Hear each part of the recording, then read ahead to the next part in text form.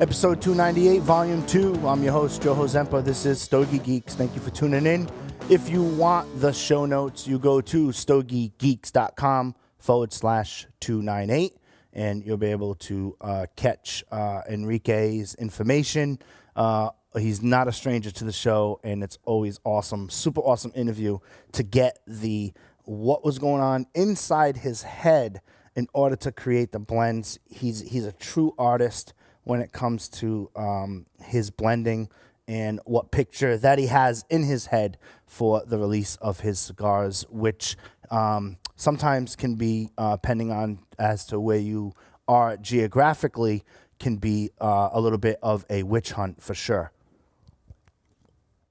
Stogie Geeks, our sponsor, JC Newman and Diamond Crown, our friends over there, are giving away a Diamond Crown humidor. All you have to do is go to stogiegeeks.com/Diamond Crown, or just go to stogiegeeks.com. Right on top, there's a banner that you see right there.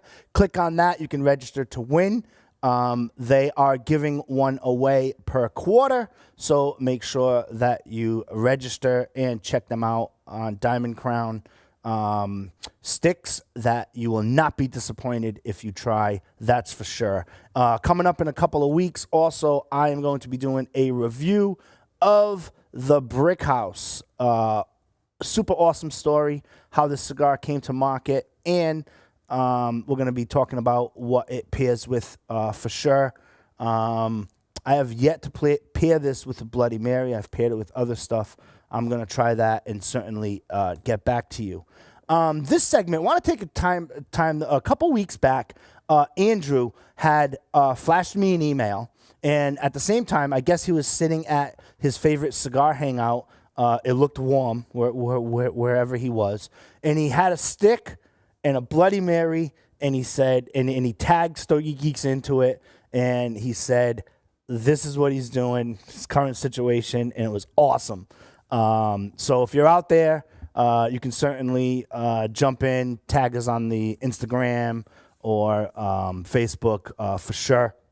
Or if you have any questions or comments, you can always email me at joeh@stogiegeeks.com. But Andrew flashed me an email at that same time, and he said pairing with wine with meals is something he's pretty comfortable with for sure.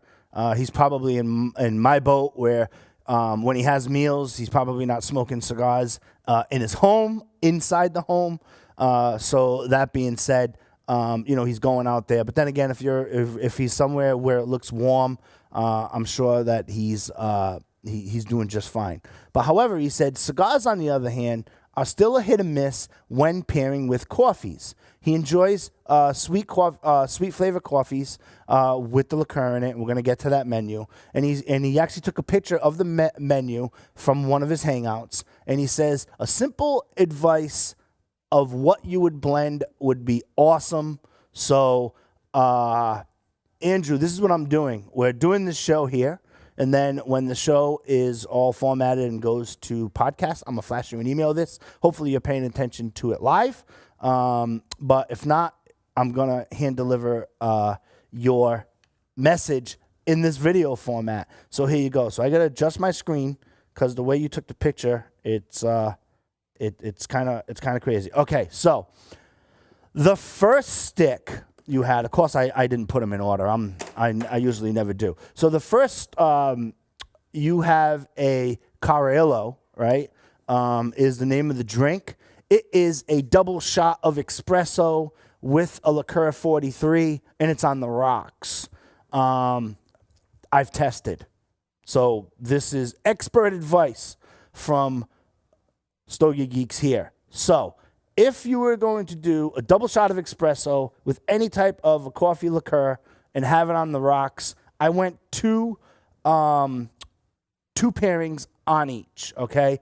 The first one that I would do with that, if you're looking for something that's mild and would probably go with it there, it is a High Clear Castle Robusto, and it is by Foundation. So you can check that out there. If you're looking on the screen, it's the second one in. I did not put these in order. That's crazy. That's okay. It's all good. So double shot of espresso with liqueur, either Bailey's or any type of coffee liqueur. I would go with Connecticut wrapper, Nicaraguan filler for sure. Check it out. You can get Foundation Cigars High Clear Castle. There you go. I would also pair that with I'm here. The Eluense or the Wise Man. So if you're looking, that's the first one on the screen. I would pair that there. It's the Eluense Sun Grown. Okay, so this one has the red label. The original one that came out has the blue label. It's blue across there. This one's red. This is a great cigar, and let me tell you something. This will go phenomenal with the double shot of espresso and the liqueur on the rocks. It's the first stick on going from left to right. So that being said, it also pairs well with a Bloody Mary. Go figure. Had that yesterday, as early as yesterday. This is lately. This sun-grown Eluense has been one of my go-tos so far there.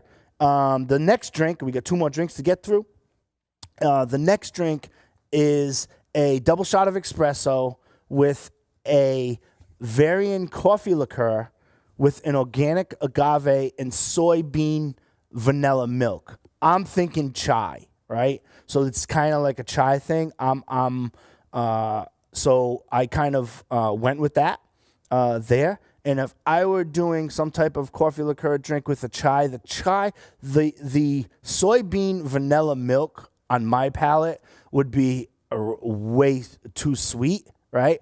So having it going way too sweet, I would need to get that down to somewhat of a earthier profile or a stronger profile.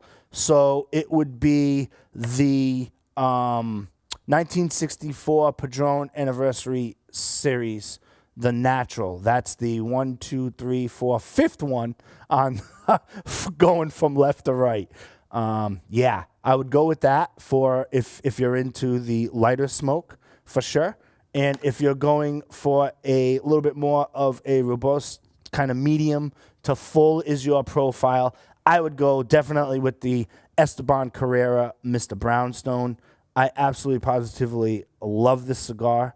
My only complaint about this cigar is it's like Christmas. You have to take off this wrapper, that wrapper, that wrapper, this wrapper, and this wrapper very gently in order to get to the cigar. Yeah, you got to be very, very careful with that. But the Esteban Carrera Mr. Brownstone, absolutely, ironically, it goes good with, you can fill in the blank, Bloody Mary, for sure. And the third drink is it's the coffee liqueur with some Frangelico, and it also has a little bit of mocha in it with a scotch of tequila. Now you're talking. Agave, preferably. So agave tequila, coconut milk, and a double shot of espresso. You got a lot going on over at those. This place sounds phenomenal. Andrew, you got to let me know where this place is. For sure. I'll definitely check it out. I think it's going to be somewhere in my travels as to where you alluded to where you live. But anyway, so again, Frangelico, you got a coffee liqueur, you got agave, organic agave, tequila, coconut milk, and a double shot of espresso. If you were going mild, I would go with the San Cristobal Elegancia. That is the fourth one in from left to right. If you were going mild and classic facing, for sure. And if you wanted to get rowdy, I would go with the last one on the end, and that is the aging room, and that will take you to where you need to go. So those are my pairing recommendations. I believe where you are geographically located, you might have access to the aging room, the San Cristobal, definitely the Eluense, maybe this Highclere Castle.